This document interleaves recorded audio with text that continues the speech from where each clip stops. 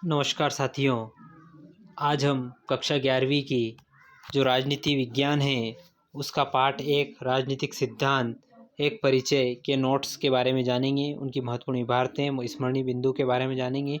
इससे पहले यदि आप चैनल पर नए हैं और अभी तक आपने चैनल को सब्सक्राइब नहीं किया है तो मित्रों सबसे पहले आप चैनल को सब्सक्राइब कर लें और बेल आइकन को प्रेस कर लें ताकि आने वाले वीडियो के नोटिफिकेशन आपको मिलते रहेंगे।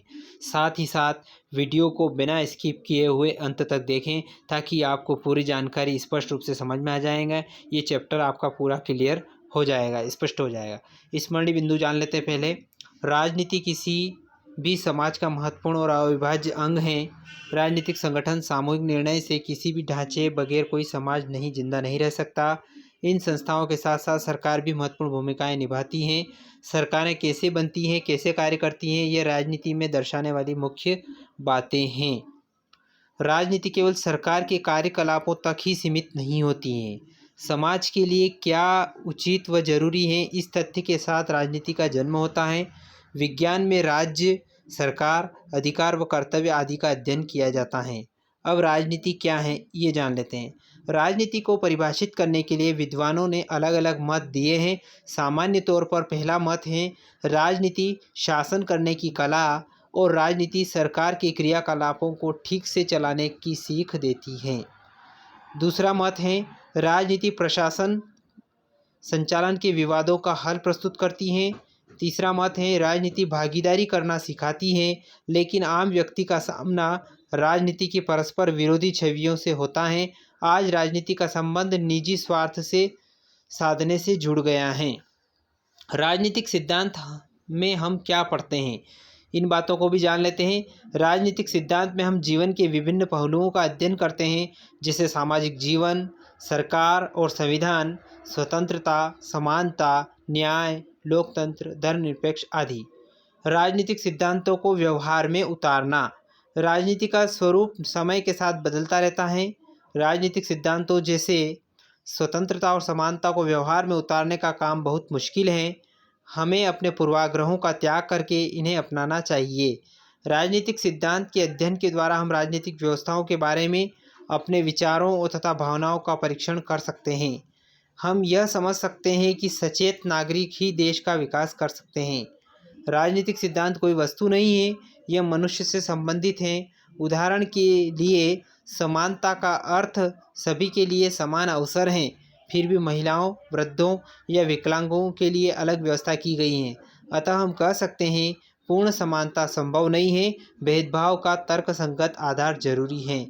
हमें राजनीतिक सिद्धांत क्यों पढ़ना चाहिए, यह भी बहुत ही महत्वपूर्ण प्रश्न है। तो इन सिद्धांतों के उत्तर के लिए जानेंगे। भविष्य में आने वाली समस्याओं के समय एक दृढ़ निर्णय लेने वाला नागरिक बनने के लिए, एक अधिकार संपन्न एवं जागरूक नागरिक बनने के लिए, राजनीतिक चेतना जागृत करने के लिए, समाज से पूर्वाग्रहों को समाप्त करने एवं एकता कायम करने के लिए, वाद विवाद, तर्क वितर्क, लाभ हानि का आकलन करने के बाद सही निर्णय लेने की कला सीखने के लिए हमें राजनीतिक सिद्धांत पढ़ना चाहिए। शासन व्यवस्था की जानकारी के लिए, लोकतंत्र की उपयोगिता का ज्ञान, अधिकार एवं कर्तव्यों को समझने के लिए, अंतर्राष्ट्रीय शांति व सहयोग को बढ़ावा देने के लिए। राजनीतिक सिद्धांत का मुख्य विषय राज्य व सरकार है। यह स्वतंत्रता, समानता, न्याय व लोकतंत्र जैसी अवधारणाओं का अर्थ स्पष्ट करता है।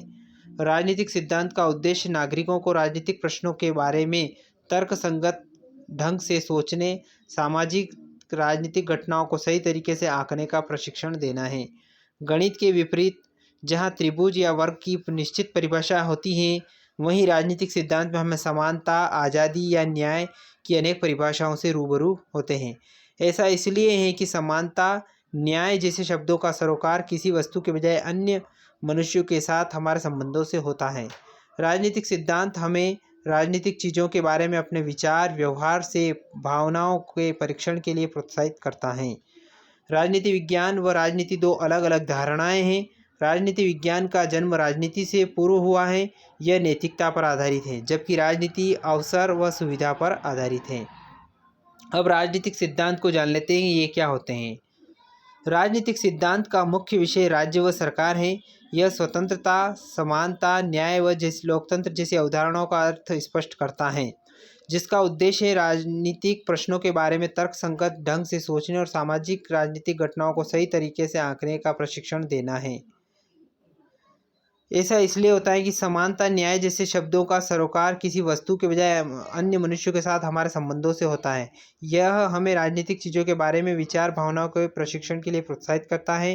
राजनीति विज्ञान और राजनीति दो अलग अलग धारणाएं हैं, ये भी अपनों ने समझ लिया है। राजनीतिक सिद्धांत की आवश्यकता व महत्व, राजनीतिक सिद्धांत की आवश्यकता क्यों हुई, इसका क्या महत्व है, ये भी हम जान लेते हैं। राजनीतिक सिद्धांत सभी जन समूहों के लिए आवश्यक है क्योंकि राजनीतिक विचारों व संस्थाओं की बुनियादी जानकारी नागरिकों के लिए लाभदायक होती है।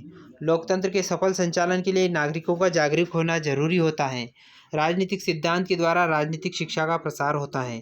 तो साथियों, आज हमने जाना राजनीतिक सिद्धांत एक परिचय के बारे में, जो कि कक्षा 11वीं का एक चैप्टर है, पार्ट 1, जिसमें राजनीतिक सिद्धांत के परिचय के बारे में बताया गया है। तो आशा करता हूँ कि पूरा वीडियो आपको पसंद आया होगा। यदि वीडियो पसंद आए तो लाइक करें, शेयर करें, कमेंट करके अपने प्रश्न कमेंट में डालकर हमसे आप प्रश्न पूछ सकते हैं और हम आपके प्रश्नों के उत्तर देंगे समय के साथ। साथ ही साथ एक बार और आपसे निवेदन है, यदि आपने चैनल को सब्सक्राइब नहीं किया है तो प्लीज़ आप चैनल को सब्सक्राइब कर लें और बेल आइकन को प्रेस कर लें ताकि आने वाले वीडियो के नोटिफिकेशन आपको मिलते रहेंगे। धन्यवाद साथियों। जय हिंद, जय भारत।